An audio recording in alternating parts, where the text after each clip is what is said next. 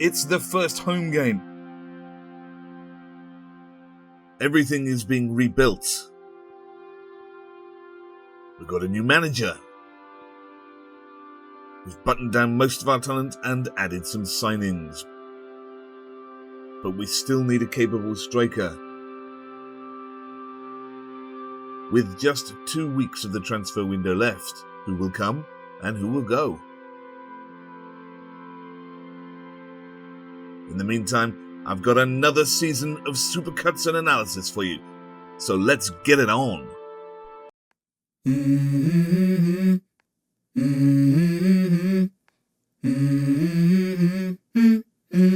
Let's go.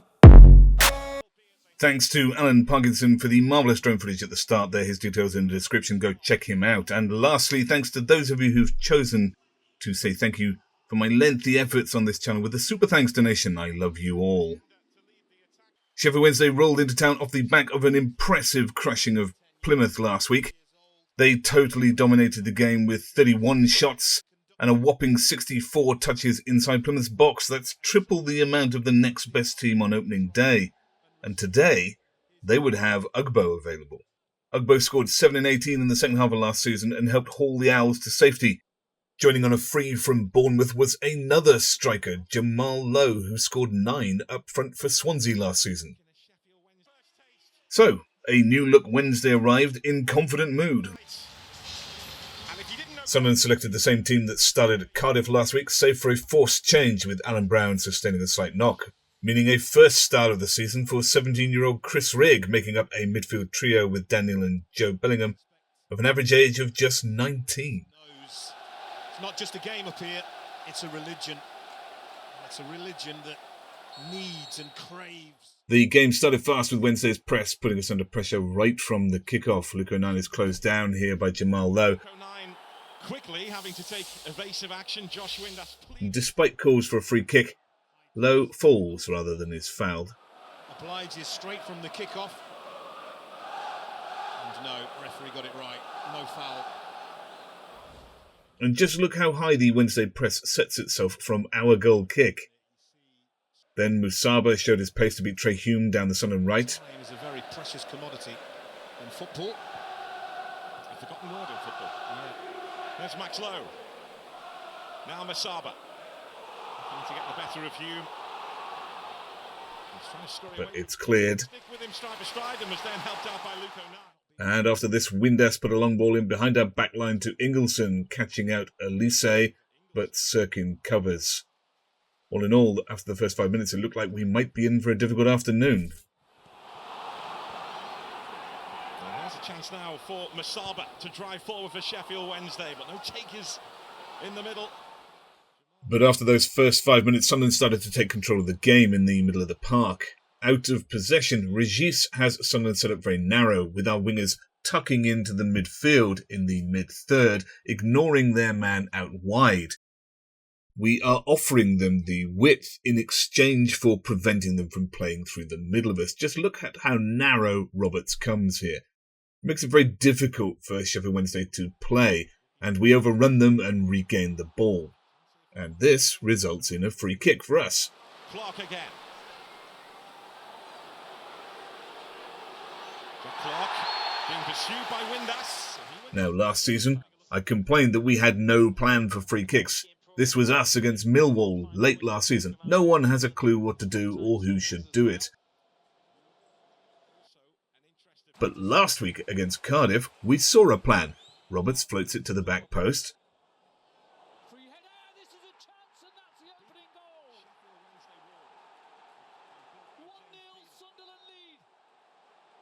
This time we saw the same plan again, only today Cirkin heads it in instead of heading it back across. Huge overload at the far post. Roberts with it. It's brilliant. Superbly executed by Dennis Cirkin and Sunderland.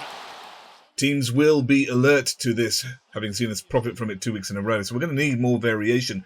But at least it is an enormous improvement on last season. We now have plans and instructions for set areas of the pitch and what to do. More of it, please. This is a brilliant header. you're taught, aren't you, as a kid? Head the ball down, and this is the reason why. Makes it so hard for Beadle. Brilliant free kick, brilliant header. Just the start that Sunderland would have dreamt about last night. Sunderland deliver the first blow of this contest. Now, we're all aware of Regis's high press, and it's great to see, but there are two elements to his high press. Firstly, there is the general press of holding players back and forcing a pass. Like here, the players do not really leap in to win the ball. They are just pressuring the opposition into playing the ball, hoping that they make a mistake in doing so, and here they do. And that's loose from Masaba. Bellingham. There's Roberts. Mayenda waiting in the middle, and that is where he'll stay. The second element of a high press is much harder to coach. It is about the players recognising a moment when they should leap in aggressively to win the ball in that press. This has to be done collectively as a team, otherwise you can be played around. And the most obvious moment to do this is when a pass is played too hard or too fast, or a player fumbles their first touch. This is called a trigger. Watch here as Sunderland adopt their usual high press, not planning to win the ball, but pressuring the passing. But when a misplaced pass happens and makes life difficult for Sheffield Wednesday, it is the trigger for Sunderland to pressure aggressively and now win the ball. These moments are called pressing triggers, and teams have to recognise them and respond to them collectively, and this is hard to achieve. Look out for these moments and how we do in them. And it is Sunderland's general press that led to the second goal. Well, that's loose and Windass, and Mayenda's onto this! Bang! 2-0 to Sunderland in next to no time! Luco 9 here pressures Windass, who's trying to flick it past him to get out quickly, and the rebound falls to Mayenda in a world of space. And this week, he buries the chance. And it falls to Mayenda, a little bit like Dennis Cirkin with a header. He's still got plenty enough to do, but he stays calm. Sunderland continued to fight across the midfield. Bellingham again. With the effort on goal. And they enter a corner that doesn't go to plan here. It's headed for the front post and another Cirkin run. But the problem is that Wednesday respond very poorly to Clarke. They don't push out quickly enough. And really, this pass to Rigg should be cut off. But it isn't. And Rigg unleashes a strike, and a fortunate ricochet lands in front of the advancing Luco 9.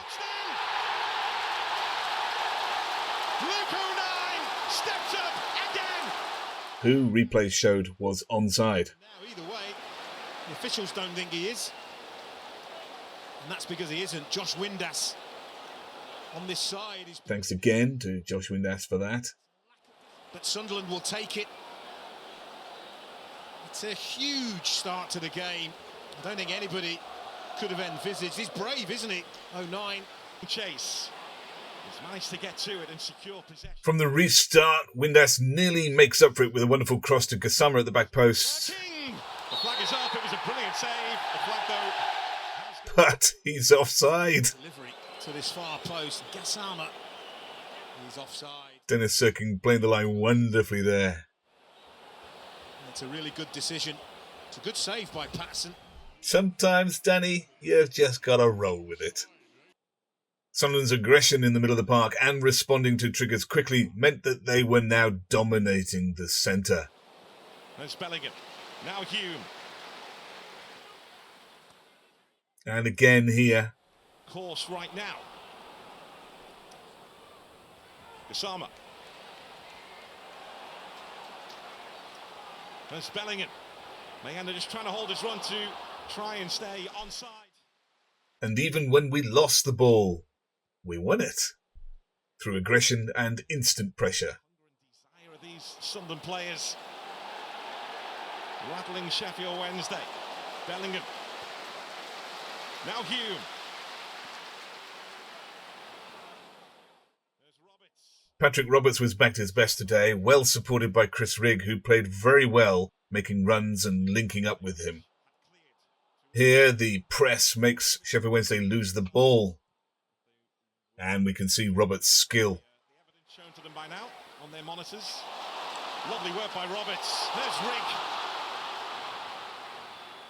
Rigg looking for Mayenda, who has Ayorth of a company. And the Wednesday centre-back takes... And minutes later, this run by Rigg opens up space, taking defenders away from Roberts, and he almost makes it 4-0. Sunderland are hungry for more here.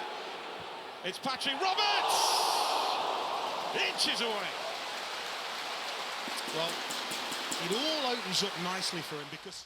As the half ended, Roberts again went clear and put in an excellent cross, only to see it nodded down to Chris Rigg, who looked to bury a fourth goal on his favoured left foot.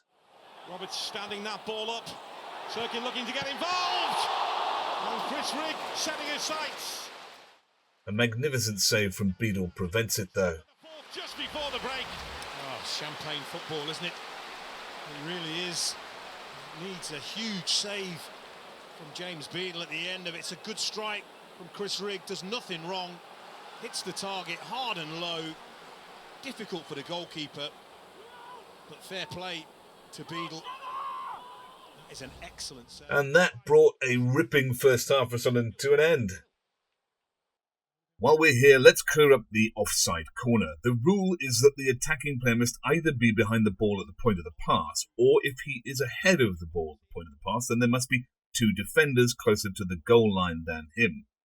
At this corner, Sheffield Wednesday set up with no players marking the posts. You cannot be offside at a corner, so the pass to Clarke is fine. But from his pass back, Roberts is offside, as there are no opposition players between him and the goal line.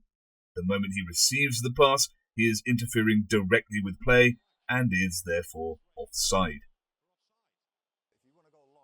As the second half started, we saw Danny Rohl reach for desperate measures when he brought on Michael Smith, heading for a long ball threat. Yes, that Geordie Michael Smith, who goaded us with the Shearer celebration when he scored against us for Rotherham in a 5-run rout 3 years ago.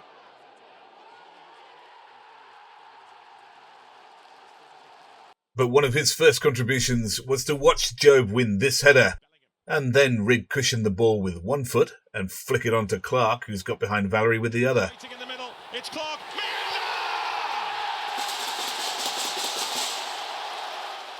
Great skill here to set up the fourth. Sunderland are blowing Sheffield Wednesday away. The first goal, him feeling 10 foot tall. Probably feels 12 foot tall now. I mean, brilliant run, brilliant ball. And look at Mayenda, he's free as a bird. After this, Danny Rohl conceded and went for protection, moving to 5 at the back, pushing Valerie into the back line and eventually substituting him. And Rohl is simply trying not to get absolutely spanked. Such is the Sunderland domination in the midfield that Bannon also has to drop into the back line. He's no threat back there, thankfully. And worse still, he has no runners, making him complain in frustration that there is nothing Wednesday could seemingly do about this battering. Remember, our midfield today are 22, 18 and 17. Staggering stuff to lay on this beating. Sheffield Wednesday did run onto some long balls, but at the same time they ran into Aje Alese, who, I've said before, one-on-one is probably our best defender at the club. You simply don't get past him in a one-on-one foot race. Police haven't really had that much defending to do, but when they've been called upon, those defenders, excellent, it's nice and strong. And it was the same in the first half for their disallowed goal. Alese shut down the one-on-one runner here. You don't get past Aje. Clarke was excellent today, and it's easy to just assume he will be and not mention it. He won the free kick for the first goal and terrorised them all afternoon, but it's important to note how well he works all over the pitch. Here he is in defence, covering Cirkin when he advances, and ultimately Clarke is the man clearing the ball. Valentin closed down by the ever-willing Jack Clarke. There was another chance minutes later from a smart turn for him. Clarke evades the clutches of a lunging Valentin. Referee has played the advantage. It's Rigg. Neil. There's Roberts. Away from Johnson. Mayenda was waiting. And even when Sheffield Wednesday put 3 men on him, Jack Clarke made a mockery of the marking. If you want to stop him, you're going to have to sit on him. Well, I didn't mean literally. Roberts and Rigg continued to combine well in the second half. Spell on loan last season. Sunderland moving up the gears again here. Patrick Roberts with the spin! Well, not quite the... Even when the ball is clear, there's simply no let-up in midfield. Wednesday are surrounded. Early moments for Patrick Roberts and Sunderland.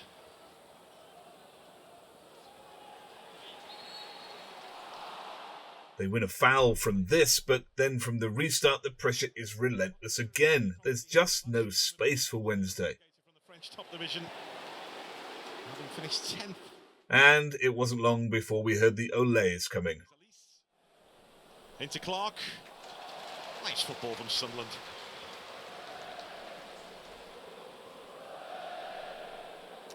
Both players and fans enjoying themselves at the Stadium of Light. And Sheffield Wednesday on the wrong end of it. Mayenda gives chase. And as the ball is played through, Yorfa is lucky to get that foul awarded. The replay looks like he fell. Two defenders in the Championship. I don't see what he's done wrong, I've got to be honest. Understand the front. And then Regis made his first substitutions. Aje came on for the outstanding Chris Rigg. Does Brown get back into the team after that performance? And Racine came on for Mayenda, who got an ovation for his efforts today. But the midfield harassment did not let up. Jobe here refusing to give up on the ball. We're here. Not many are here now.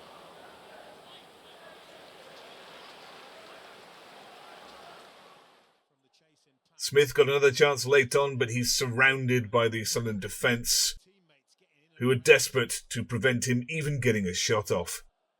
And it was Jobe again who played a beautifully weighted ball in to put Clarke in behind, leaving Palmer with no choice but to bring him down. Mundell came on for Roberts with 6 minutes of regular time left. But even with the game done, there was to be no let-up in Sunderland's play. The press was excellent here in the 89th minute. There's Bernard. Beadle's there again, just about. And when there was some loose ball in midfield, Sheffield Wednesday was surrounded. Been a painful day for them. Mundell got a chance late on and was only denied by some more Yorfa last-ditch defending. And the game ended for Sheffield Wednesday very much like it had started, with Musaba beating Hume. But the outcome was the same. This time Smith ballooning the shot at the angle of Shearer's salute. Good lad, stick that where the sun don't shine. And the very last word, however, went to Jack Clarke as Sunderland defended a corner looking to keep a clean sheet. And Clarke again leapt onto the breakaway chance. Got the baton. Sunderland looking for a big finish here. So what has been a big day. With Barry Bannon showing what Sheffield Wednesday had been reduced to today. And that was the game. Some people have likened this win to the 5-0 drubbing of Southampton last season, but it isn't like that at all. In that game, we soaked up the pressure and played excellently on the counter. Today, we controlled the midfield like tigers and dominated the game from there. It was an altogether much more impressive performance. Let's not get carried away though. Wednesday are a team who fought their way out of relegation at the last minute. We have a tougher test coming next week against Burnley. If you like my content and want to keep me up late into the night editing, think about hitting the super thanks button just below this video on the right on YouTube, or subscribing to my Patreon. And give me a follow on the Twitter X thing, details in the description. Family commitments mean I will not be covering the Burnley game, so fingers crossed for all of us, and I'll be back for Portsmouth. See you next time.